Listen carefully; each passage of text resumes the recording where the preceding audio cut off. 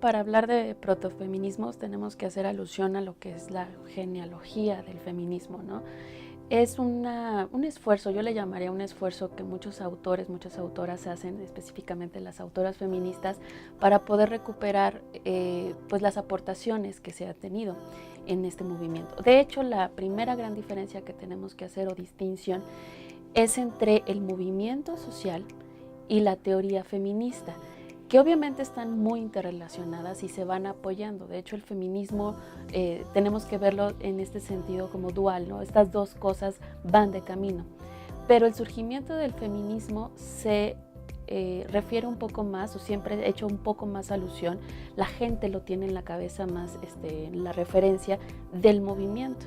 El surgimiento de la palabra feminismo, de hecho, es por ahí de mediados de 1800, en Francia, cuando alguna persona, un hombre, hacía alusión a las mujeres que ya estaban participando en una movilización de mujeres y utilizó la palabra feminista de manera peyorativa, pero para hacer alusión al movimiento. Entonces, cuando se hace una investigación para ver cuándo comienza el feminismo, podemos nosotros referirnos a estos momentos o podemos nosotros referirnos a la reflexión intelectual sobre las condiciones de desigualdad entre hombres y mujeres. Si hacemos eso, entonces nos tendríamos que ir un poco antes. En este sentido, para responder a la pregunta del protofeminismo, algunos autores, algunas autoras han mencionado como protofeminismo, esas aportaciones que no pueden considerarse aún como feministas, con esta complejidad que estamos diciendo, ¿qué es feminista? Hasta que surge la palabra feminista.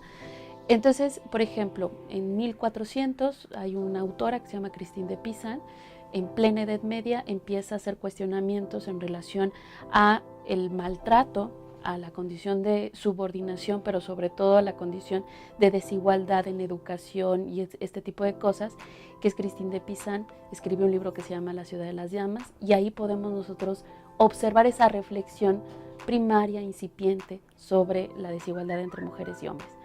Más adelante, por ahí de 1600, aparece un autor que es Paulin de la Barrère, que ya empieza a tener estas ideas de la ilustración, ¿no? De cómo se va revolucionando, se va dejando atrás este pasado oscurantista, de solamente la explicación religiosa para dar pie a la razón. Y entonces con este tipo de argumentos, Paulin de la Barrère también va a hablar sobre la igualdad. Pueden considerarse estas personas protofeministas en el sentido de que van a hacer una alusión a ciertos pensamientos feministas sin que todavía le podemos dar esa categoría. Sin embargo, yo creo que lo más importante es hablar de cuándo surge el pensamiento tal cual.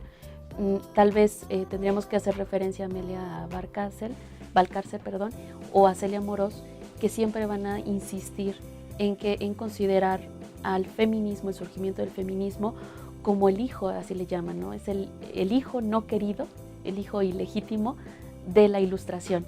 Entonces, la reflexión feminista para muchas arranca precisamente con la Ilustración, con la Revolución Francesa. Incluso si nos vamos al otro lado, ¿no? del charco, al continente americano, podríamos verlo como ya ciertas reflexiones que se estaban dando en torno a la independencia de Estados Unidos. Y ahí podemos comenzar con las primeras etapas del feminismo.